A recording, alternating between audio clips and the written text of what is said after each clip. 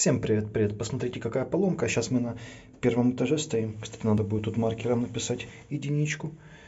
Я все этажи уже прописал, там второй и третий, чтобы не сбиваться.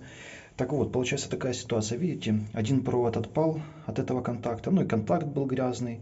В саже я его почистил уже напильником.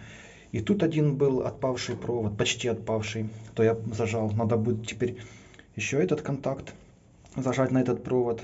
И все тоже контакты я прочистил. Вот была такая неисправность. И на кабине тоже прочистил, потому что сильно были уже в саже контакты. Все, теперь лифт будет работать. Вот такие вот у нас дела. Всем пока-пока.